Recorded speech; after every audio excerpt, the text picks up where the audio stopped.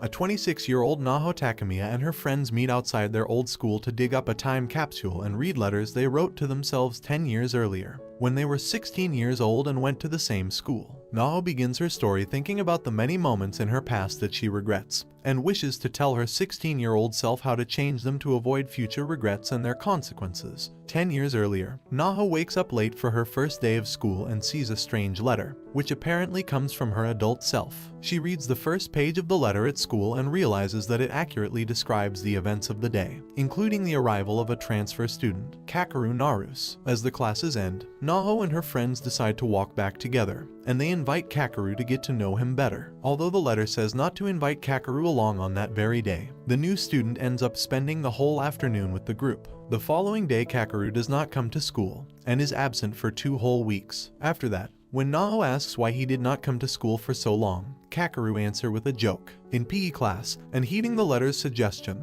Naho modifies her decision of not taking risks during a softball game, and her change leads the team to victory. After the match, Kakeru helps Naho with her injured foot, being the only person who noticed she was hurt. Naho realizes that the letter is real as it reads, "Today is the day I fall in love with Kakeru." Unfortunately, the letter also says that, 10 years later, Kakeru is no longer with them, and her older self exhorts 16-year-old Naho to watch closely over Kakeru. Naho continues reading the letter, learning that Kakeru will die soon in an accident. When she realizes that Kakeru never brings lunch to school, the letter says that one of her regrets is not having ever brought him lunch, so she spends her evening preparing lunch for herself and Kakeru. But the next day she does not find the courage to give it to him. After school, Kakeru notices that Naho's bag, that still contains the lunch she prepared for him, is larger than usual, and offers to carry it for her. But Naho, embarrassed, shies away from him, giving Kakeru the impression that she does not want him to bother her, so he leaves her alone. Naho, upset for her own reaction and realizing that Kakeru must have interpreted it as a nasty dismissal on her part, finds him and apologizes. He asks her to walk home with him and Suwa, but Suwa leaves on his bike, so they end up walking back together. During the walk, Kakeru asks Naho many questions, and eventually she laughs at his curiosity. He apologizes and tells her to ask him something in return. She asks him why he missed school for 2 weeks at the beginning of the year, and Kakeru reveals that his mother had ended herself on the first day of class, the very same day they invited him to spend the whole afternoon with them.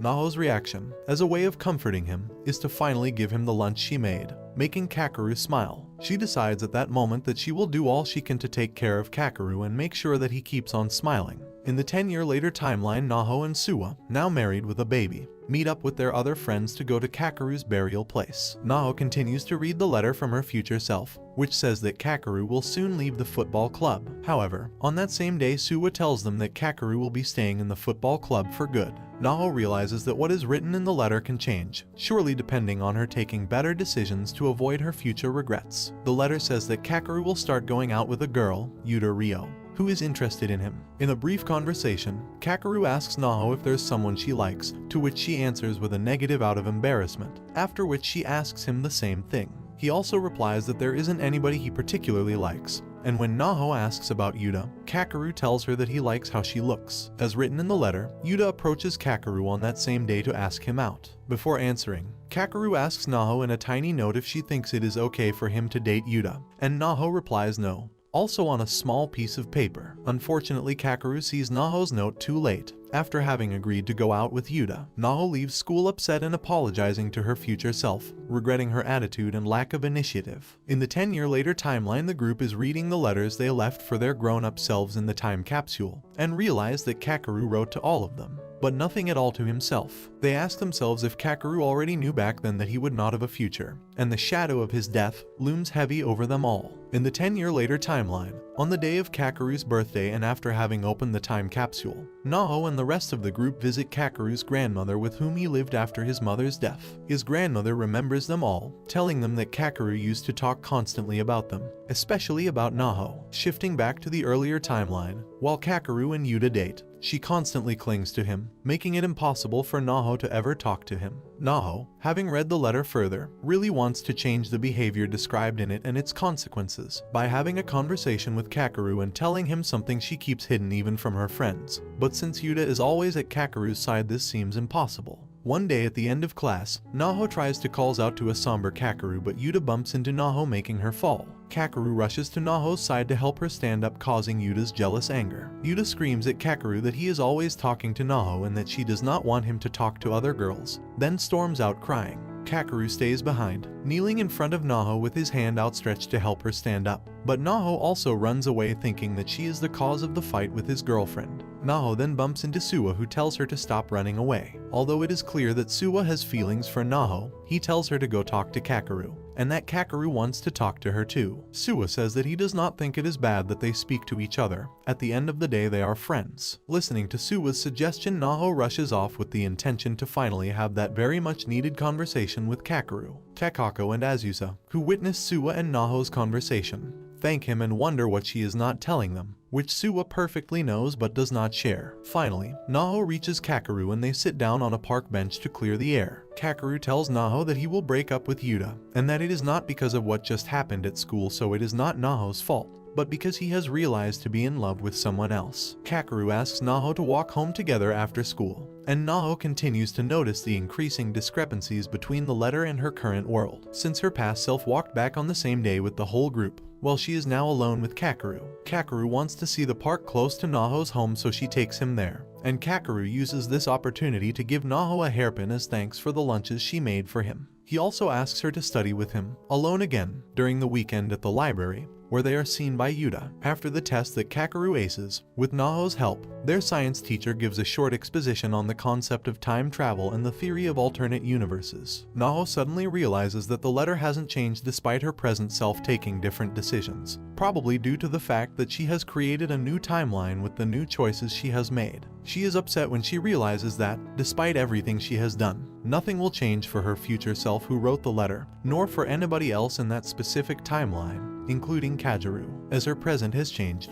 Kakeru will not ask Naho to watch the fireworks alone together at the end of their school festival as mentioned in the letter, one of the unforgettable memories her 26-year-old self wishes to preserve. So Naho, surprising herself the most, pushes herself to ask Kakeru to watch the fireworks with her, alone. Kakeru asks Suwa for permission, as he and the others are aware of Suwa's feelings for Naho. Suwa, however, has made up his mind to support Kakeru and Naho, like everybody else in the group. During the school festival, Naho is ambushed by Yuta and two of her girlfriends who bully her into showing the hairpin that Kakeru gave her, but she is saved by Suwa's intervention. Naho realizes that Suwa is an important person for her older self, the person who saved my heart as written in the letter, and thanks him for everything he has ever done for her, following the letter's plea to never take his kindness and friendship for granted. Just before the fireworks, Kakeru asks Naho to meet him at the pool as he wants to talk with Suwa, who persuades him to go and make Naho happy. Before getting to the pool, Naho is once again cornered by Yuta and her friends and is bullied into carrying 2 heavy packets to their homeroom. Yuta then heads to the pool with the intention of watching the fireworks with Kakeru, but is stopped by Suwa and Hajita, who lie to her saying that Kakeru is looking for her at the football club, so she leaves. The fireworks start with Naho still underway, surely going to miss her appointment with Kakeru, when she runs into Asuza and Takako, who take care of the packets, telling Naho to hurry to Kakeru. By the time she arrives at the pool, the fireworks are over, but Kakeru notices that Naho is wearing the hairpin he gave her. While they talk, the fireworks suddenly start again and they watch together holding hands. Kakeru tells Naho that he is happy and that he will remember that night for the rest of his life. Later, Naho finds the courage to read her letter until it mentions the date of Kakeru's accident. In the future timeline, while the group is at Kakeru's grandmother's, Suwa asks her if Kakeru's death was really an accident. She shows them the last note Kakeru wrote before he died, asking his grandmother to forgive him, telling her that he was going to see his mother to apologize and requesting that she tells everybody that his death was accidental, to avoid causing grief. In the present, the group meet at the Matsumoto Bon Festival, but Naho and Kakeru find themselves alone when the other 4 pretend to be late. While visiting a shrine, Kakeru lets slip that he asked God to pass on a message to his mother. As her letter tells her, Naho finally manages to get Kakeru to open up about his mother's death, which he thinks was his fault. On the first day of school, when he chose to spend the afternoon with his new schoolmates instead of accompanying his mother to the hospital, was when she ended herself. Naho is upset for not being able to help him, and she does not know what to do when he stops showing up and contacting her. Suwa shows up at her home the next day and, understanding that she cannot save Kakeru on her own, tries to explain everything. Suwa does not need any explanations though, as he too received a letter. Now that Naho knows that Suwa also got a letter from his future self, they team up to save Kakeru from his impending end. They learn about Kakeru's upcoming birthday and plan to celebrate it together, which did not happen in the other timeline. The 26-year-old group leave their birthday presents at Kakeru's shrine at his grandmother's home.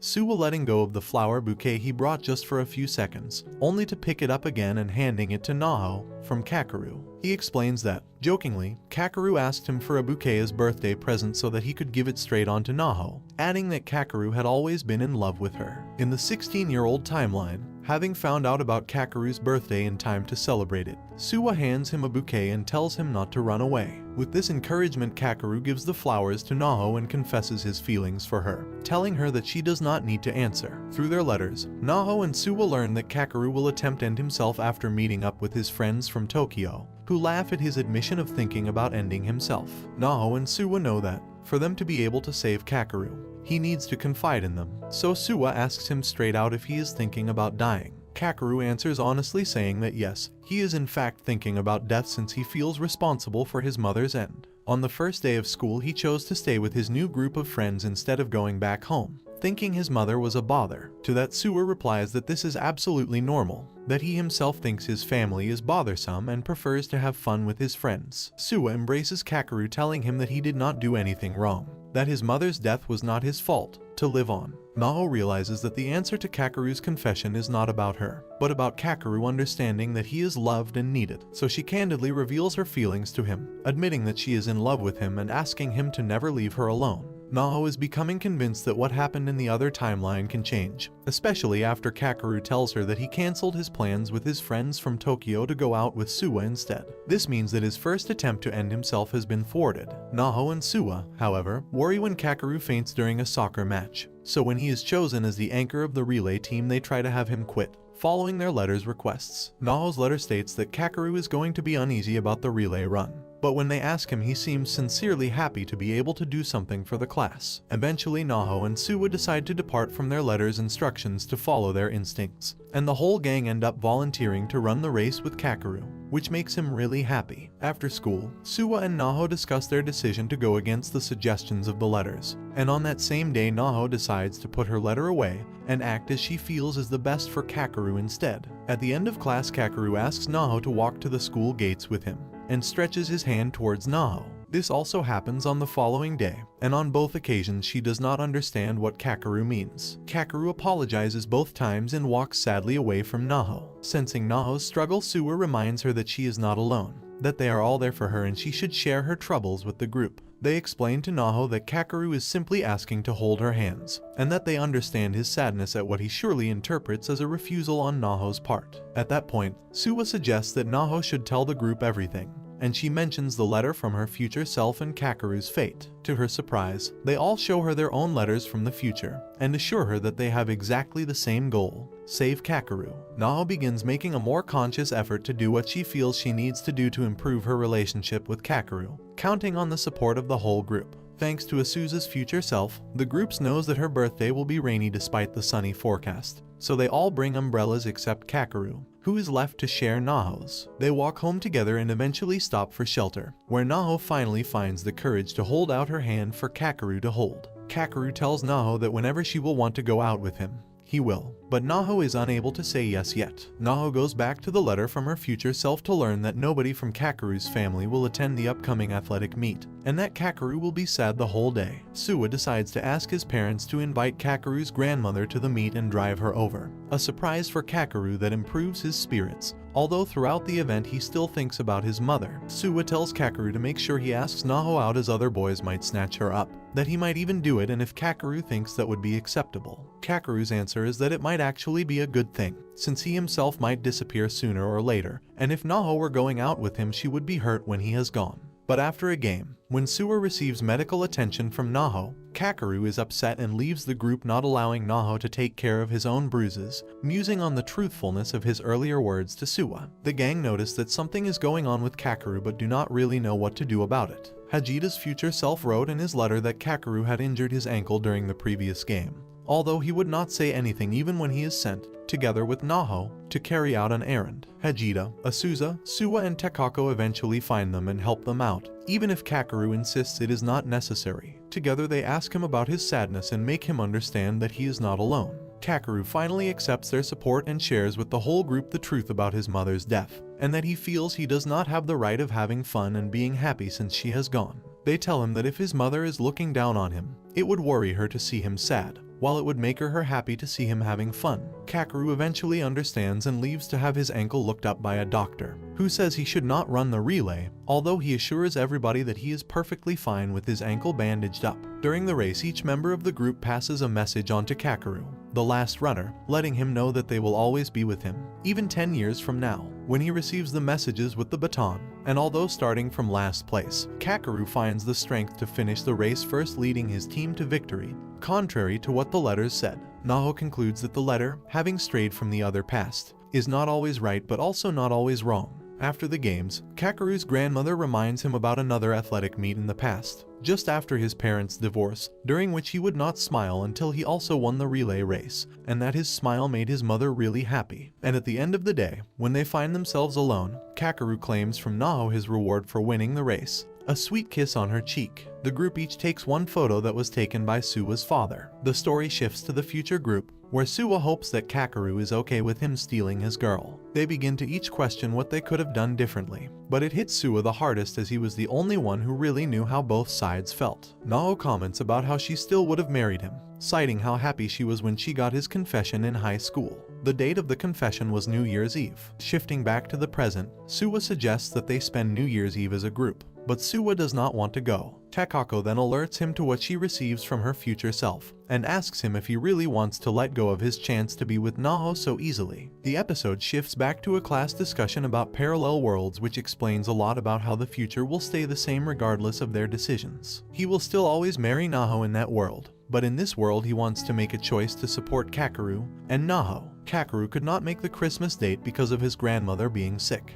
The future letter wanted Kakeru to stay with her on New Year's despite his grandmother's condition, and he refused to do so. She tries to get him to stay because they meet his grandmother in the letter too, meaning she lives through in that future. This leads to Naho making the same mistake, and the fight happens again. After encouragement from the group, Suwa meets up with Naho and says he will support them no matter what, but remains firm to not confessing his love for Naho. The episode begins with the story of Kakeru moving to the area, and covers the day of his mother's suicide, and some of the events that led to his eventual suicide in the future timeline. While most of the details are hashed out in notes from the future, the end of the flashback of the future timeline shows when Kakeru found his mother's phone and the unsent message that he never received from her. He learns things that he did not know about her situation, including his father's violent past that led to the divorce that he blamed his mother for. It allows him to gain resolve needed to commit suicide to be with his mother again. After a brief visit to Naho's future timeline, the story resumes in the present. Naho read in the letter that she never was able to talk the same way with Kakeru again,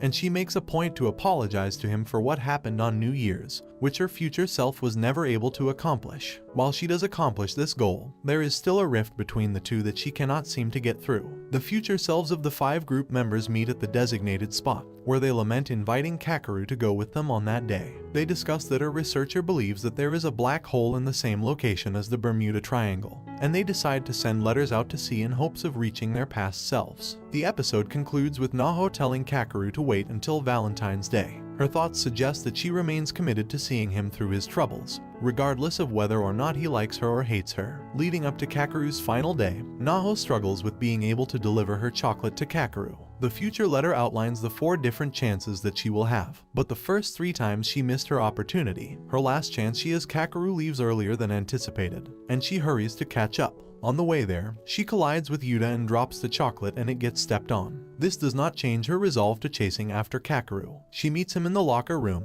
where he attempts to decline receiving the chocolate. She confronts him about avoiding her, and he suggests that he felt like he hurt her on New Year's Day. She delivers the message sent by text in the future, "I'm not hurt." Furthermore, she expresses her commitment to Kakeru regardless of fights that occur, and apologizes again to Kakeru. He admits that he was trying to distance himself because he did not want to hurt her anymore. He admits every time she wanted to be with him, it made him happy, and that he struggled to keep his distance. She finally expresses her desire to go out with him on a date, and reminds him that if she asked him if he would go out on a date, he would do it. Despite his attempts to avoid Naho and the date, she eventually gets her point across that she is okay with all of his faults, and embraces him in a hug. After a brief scene, he requests the chocolate that Naho has behind her back still, and the rest of the group onlooking cheers them on in much the same way they stood up for Yuta earlier on. Kakeru's last day in the future timeline finally occurs. Each member of the group gives Kakeru gifts in an attempt to lift his spirits as high as possible. Naho provides him a lunch for the first time since the Yuta issue a month earlier. Kakeru even turns down the walk home, suggesting he is going to the hospital with his grandma.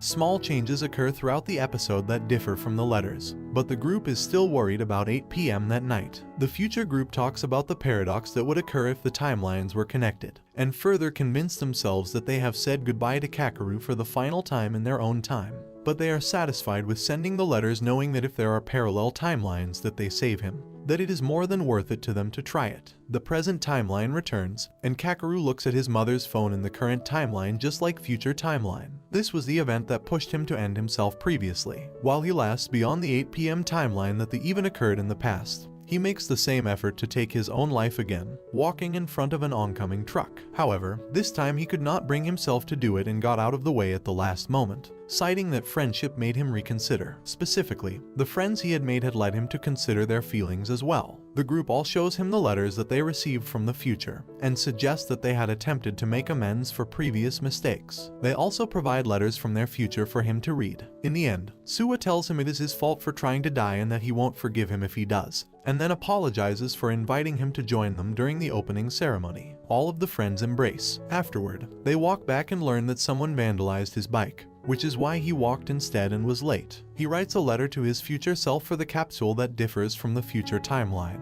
and occurs on a day beyond when he otherwise would be living in the future timeline. The group takes the time to put together a time capsule in much the same way they had earlier in the future's timeline. This breaks the chain of events, and the future world suggests that they will ensure it never happens, as they will always be there for Kakeru.